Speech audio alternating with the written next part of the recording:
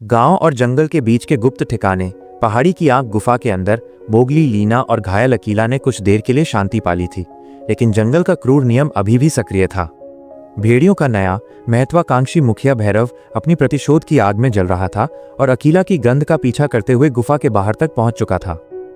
गुफा के प्रवेश द्वार पर लगे भारी पत्थर को देखकर भी उसका गुस्सा शांत नहीं हुआ।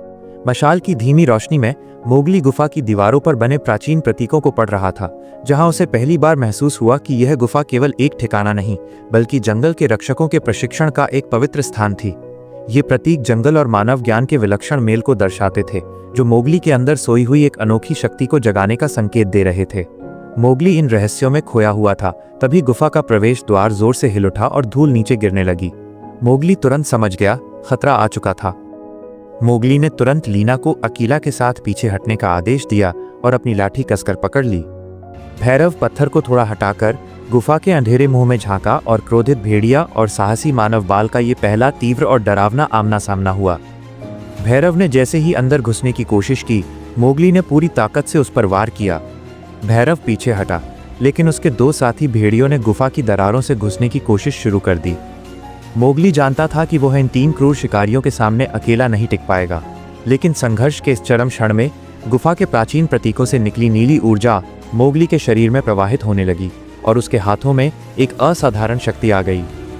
इस नई शक्ति के बल पर मोगली ने भैरव को लाठी के एक ही जोरदार झटके से गुफा के द्वार से बाहर धकेल दिया। भैरव आश्चर्यचकित होकर जमीन पर गिरा। एक मानव बच्चे ने उसे चुनौती दी थी। जब भैरव का एक साथी भेड़िया पिछली दरार से हमला करने आया, तो लीना ने तुरंत पास रखा एक बड़ा पत्थर उस दरार पर दे मारा, जिससे भेड़िया चीखकर भाग गया। मोगली और लीना ने एक दूसरे को देखा।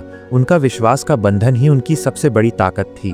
भैरव को इस शक्ति का कारण समझ नहीं आया। उसने क्रोध और निराशा से गुर्राया, लेकिन मोगली की आंखों में जंगल के नए रक्षक का उदय देख लिया था।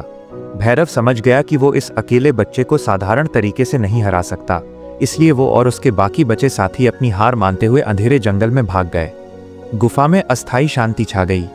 मोगली और लीना जीत के उत्साह में अकीला की तरफ मुड़े। अकीला ने मोगली को कृतज्ञता भरी आंखों से देखा। एक भेड़िया पिता को उसके मानव पुत्र ने बचाया था। मोगली जानता था कि भैरव वापस जरूर आएगा, लेकिन अब वो अकेला नहीं था। गुफा के रहस्य से मिली अद्वितीय शक्ति उसे अगले युद्ध के लिए तैयार कर रही थी। यह लड़ाई केवल एक भेड़िया मुखिया और एक मानव बच्चे के बीच नहीं थी। ये जंगल के पुराने और नए नियम के बीच का पहला युद्ध था। मोगली ने जंगल के नियम को चुनौती देकर अपने दोनों परिवारों को बचा लिया था और अनजाने में खुद को अगले बड़े खतरे के लिए तैयार कर लिया था।